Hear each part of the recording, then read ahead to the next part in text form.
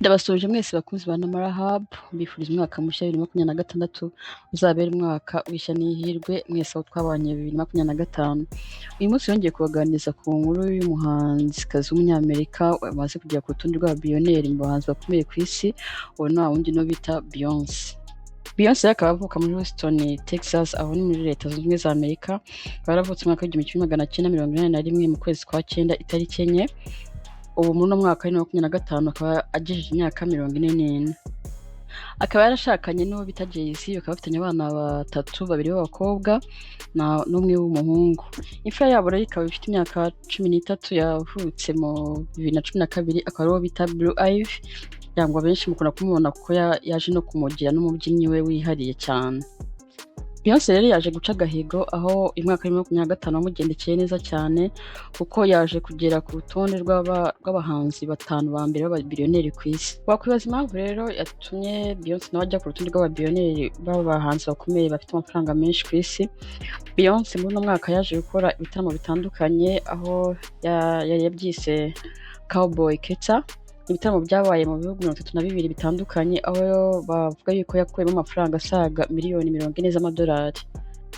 Beyoncé akaba yashyizwe ku rutonde rw'abahanzi bakize cyane kurusha abandi mu mwaka wa 2025, abahanzi batanu, aho yaje asanga uwa mbere ari Jay-Z, ariwe mugabo wa Beyoncé, ari mu miliyoni 2.5 z'amadolari. Hakaza bita Taylor Swift uri muri biliyoni 1.6 z'amadolari. Hakaza ku mwanya wa gatatu Rihanna ari muri biliyoni 1.4 z'amadolari. Ku mwanya wa kane hakaza bita Bruce ari muri biliyoni 1.2 z'amadolari. Ku mwanya wa gatanu hakaba hiyongereyeho na Beyoncé uri muri biliyoni 1. No ku rutonde rw'abahanzi Billionaires bakize kurusha abandi bose ku isi, batanu ba mbere ruhagaze mu mwaka wa 2025 turi kuwusoza. Ubwo wenda mu mwaka wa 2026 bashaka kuzakomeza ari abangaba cyangwa bashaka no kuziyongeraho abandi nzakomeza ngenda mbibakurikiranira byose. Ku bakunzi ba Beyoncé, ku bafana ba Beyoncé rero felicitation ku muhanzi wanyu. Uyu mwaka mubere mwaka mwiza cyane, wari mwaka w'amateka kuri Beyoncé kuko nibwo bwa mbere yajya kuri urutonde rwa Billionaires. Hahoraga umugabo we twajyaga dukunda kubonaho Rihanna, none hiyongewe na Beyoncé. Felicitation ku bakunzi ba Beyoncé mwese.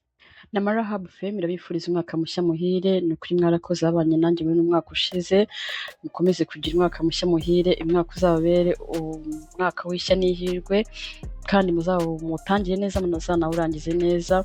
Nanjye zakomeza kugenda bagezaho ibiganiro bitandukanye, waba hari icyo ushaka kumbwira, icyo ushaka kumugezaho, uzajya muri comment umbwire. Nkaba nihanganisha nabo umwaka usanze mu kwa muganga, yaba bagize ibyago kuri mukomere cyane, Imana ikomeze ibane namwe. Ndabifuriza bonane nziza, ndabifuriza kurangiza umwaka neza, Imana ikomeze ibarinde. Ciao ciao.